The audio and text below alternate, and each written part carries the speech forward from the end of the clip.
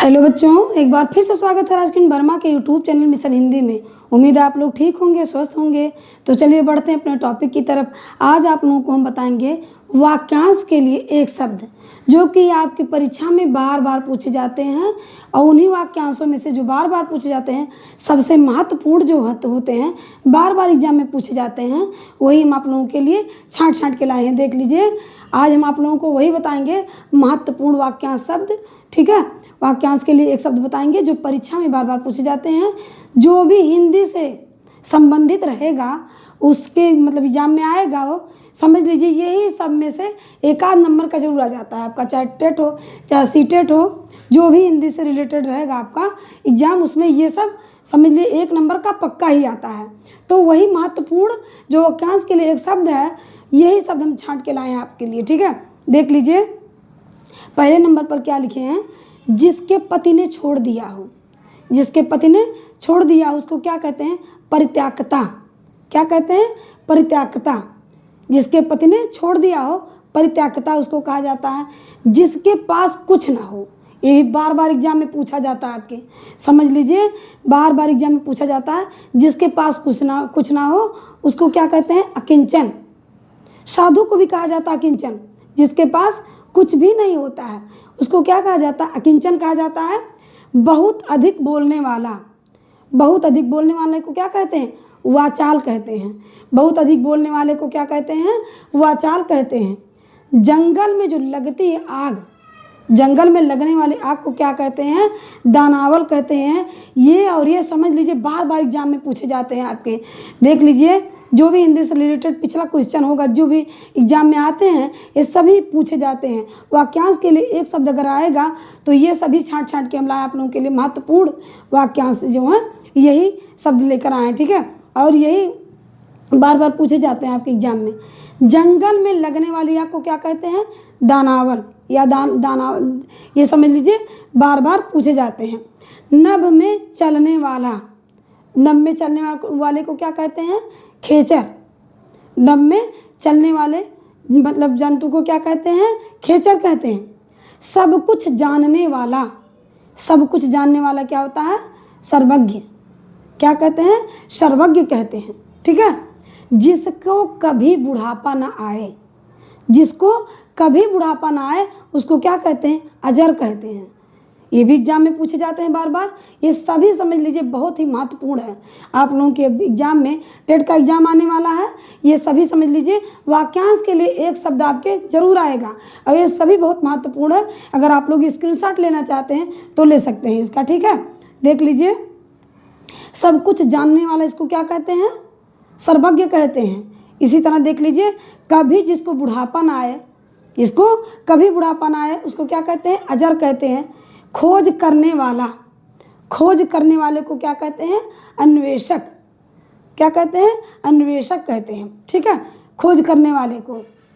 समुद्र में लगने वाला आग, समुद्र में लगने वाला वह आग क्या होता है, बड़नावल। समुद्र में जो आग लग जाती है उसको क्या कहते हैं, बड़नावल कहते हैं। आदि से अंत तक, आदि से अंत तक को क्या कहते हैं, अनादि कहते हैं।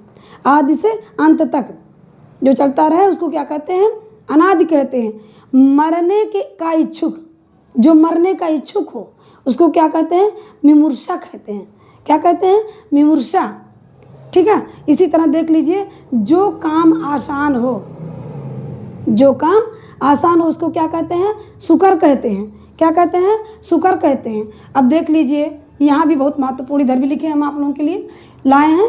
ठीक, छांट छांट के जो बार बार एग्जाम में पूछे जाते हैं हमेशा वही लेके आए हम आप लोगों के लिए। ठीक, वैसे तो बहुत सारे मतलब वाक्यांश के लिए एक शब्द होते हैं, लेकिन जो मेन जो बार बार एग्जाम में पूछे जाते हैं वही हम आप लोगों के लिए लिखे हैं। ठीक है, देख लीजिए जो हमेशा रहने वाला हो, जो हमेशा रहने वाला हो उसको क्या कहते हैं, शाश्वत कहते हैं। क्या कहते हैं, शाश्वत कहते हैं। देख लीजिए जो हमेशा रहने वाला हो उसको क्या कहते हैं, शाश्वत।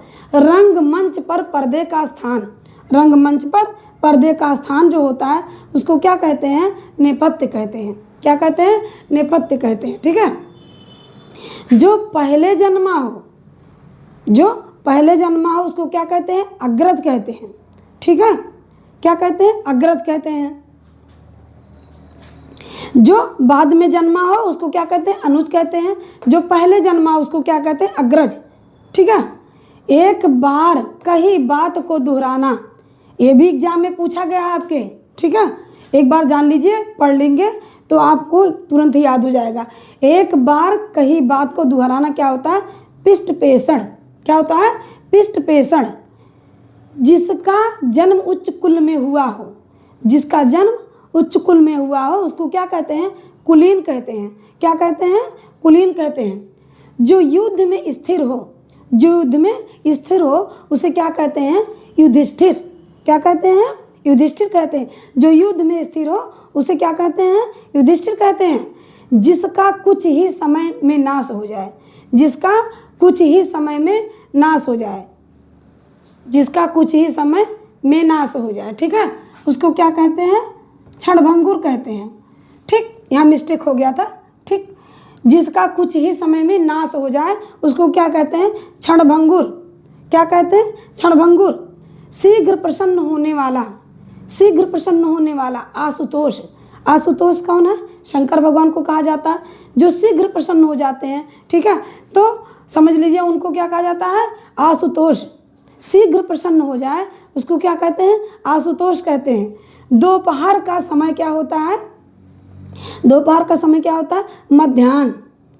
दोपहर के समय को क्या कहते हैं? मध्याह्न कहते हैं। ठीक है, दोपहर का जो समय होता है मध्याह्न कहते हैं। दोपहर के पहले का समय, ध्यान रखिए, देख लीजिए, दोपहर का जो समय होता है उसको क्या कहते हैं? मध्याह्न कहते हैं। दोपहर के पहले का समय जो होता है उसको क्या कहते हैं? पूर्वाह्न। क्या कहते हैं? पूर्वाह्न कहते हैं। अब देख लीजिए, इसी तरह मतलब इस लिखा है, दूसरे के उपकार को मानने वाला। दूसरे को के उपकार को मानने वाला क्या कहते हैं? उसको क्या कहते हैं? कृतज्ञ कहते हैं। और जो दूसरे के उपकार को ना माने उसे क्या कहते हैं? कृतज्ञ कहते हैं। वो भी इम्पोर्टेंट है लेकिन हमने यहाँ पर लिखा नहीं है। ठीक है, तो जान लीजिए, दूसरे के उपकार को मानने वाला क्या होता, उसको क्या कहा जाता है? कृतज्ञ कहा जाता है। और दूसरे के उपकार को ना मानने वाला कृतज्ञ होता है। ठीक है, दूसरे के उपकार को जो नहीं मानता है उसको क्या कहते हैं? कृतज्ञ कहते हैं। अब देख लीजिए, जो आँख से परे हो, जो आँख से परे हो उसको क्या कहते हैं? परोक्ष। जो आँख से परे हो मतलब नहीं देख पा रहे हैं उसको क्या कहते हैं? परोक्ष। ठीक, अब देख लीजिए, जिसका दमन किया गया हो, जिसका दमन किया गया हो उसे क्या क्या कहते हैं? दमित कहते हैं। क्या कहते हैं? जिसका दमन किया गया हो उसको क्या कहते हैं? दमित कहते हैं। इसी तरह देख लीजिए, जो स्त्री सूर्य भी ना देख सके, जो स्त्री सूर्य भी ना देख सके उसको क्या कहते हैं? असूर्य पश्या। असूर्य पश्या कहते हैं। जो स्त्री सूर्य को भी ना देख सके उसको क्या कहते हैं? असूर्य पश्या। असूर्य पश्या कहते हैं। तो इस तरह जो मेन थे हमने आप लोगों को लिखाया है और बताया भी है। एक दो बार आप पढ़ लेंगे तो आप लोगों को पूर्ण तरीके से याद हो जाएगा। देख लीजिए, जैसे ये है अकिंचन वाचाल, दानावल, खेचर, सर्वज्ञ, अजर, ठीक है, निवेशक, वर्णावल, ये मिमूर्षा, शाश्वत, अग्रज, नेपथ्य, पिष्प, ये सभी इंपॉर्टेंट है। हमने बहुत सारा समझ लीजिए अभी मतलब है वाक्यांश के लिए एक शब्द, लेकिन जो मेन जो महत्वपूर्ण है वही हम आप लोगों के लिए लेकर आए हैं। तो उम्मीद करती हूँ मेरा वीडियो आप लोगों को अच्छा लगा होगा। अच्छा लगा मेरे वीडियो को लाइक कर दीजिएगा, चैनल को सब्सक्राइब कर दीजिएगा। और हाँ, अगर आप लोग इसका स्क्रीनशॉट लेना चाहते हैं तो आप लोग ले सकते हैं। जो महत्वपूर्ण है वही हमने आप लोगों को लिखाया है। ठीक है।